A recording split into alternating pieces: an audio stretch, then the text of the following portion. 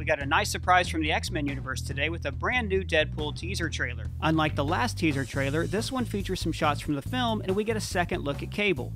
Kind of. Let's break this down. The trailer is a parody of the PBS television show The Joy of Painting with Bob Ross.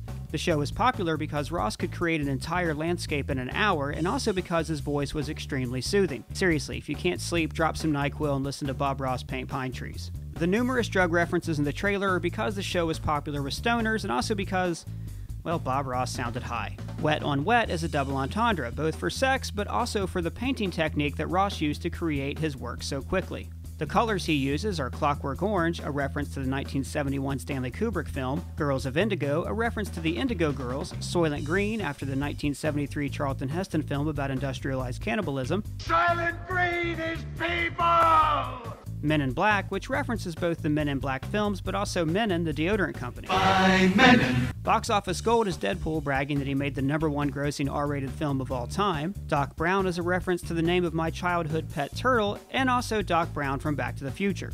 Pretty in Pink is the 1986 John Hughes film. Silverlicious is a children's book that's about to see a spike in searches on Amazon. Yellow Snow is a reference to snow with Mountain Dew poured into it, right? Reddit is a reference to the website Reddit, and Betty White is this woman holding a puppy. He frequently whacks off his brush, which is both a sex joke and a technique that Bob Ross used to clean his brushes. And just beat the devil out of it. He's surprised by the figure in the painting.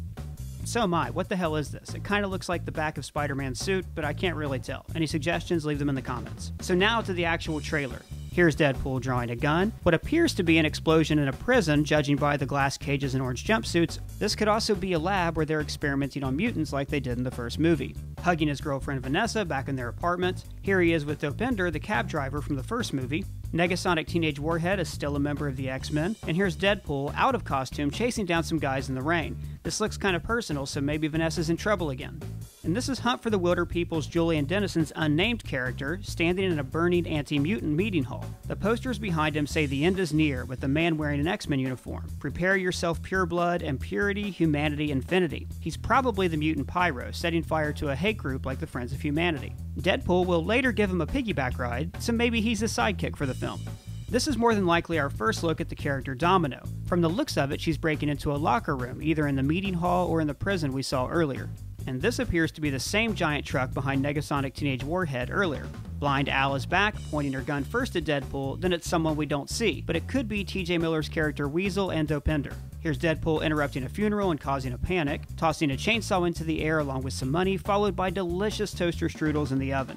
The final painting is a riff of Norman Rockwell's famous Freedom from Want cover of the Saturday Evening Post. It features Blind Al, Colossus, Weasel, Vanessa, Negasonic Teenage Warhead, Dopinder, Domino, and our second look at Josh Brolin's Cable. And also, look, Stan Lee. Finally, let's look at the end credit names. Ross Bobart is a play on Bob Ross. Lead singer Jerrica Benton is named after Jerrica Benton, lead singer of the animated series Jem and the Holograms. Geordie LaForge was the chief engineer on Star Trek The Next Generation. Video editor Blanche Devereaux is the name of Rue McClanahan's character on The Golden Girls. Ryan Reynolds has said that Deadpool's katanas are named Arthur and Bea after Bea Arthur, another actor on The Golden Girls. In the first Deadpool, Wade Wilson wore a Bea Arthur t-shirt.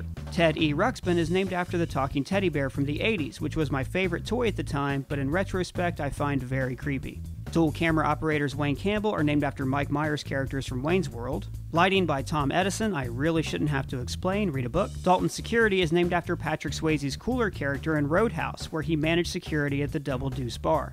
Boom Goes the Dynamite is named after this viral video about an inept sportscaster. Chim Chim is the name of Speed Racer's pet chimpanzee. And finally, Eternal Love for Bug and Parker is a coy nod to Spider-Man, who Deadpool has a love-hate relationship with. That's all the Easter eggs we found. If you found any more, please leave them in the comments below. For Screen Crush, I'm Ryan Airy.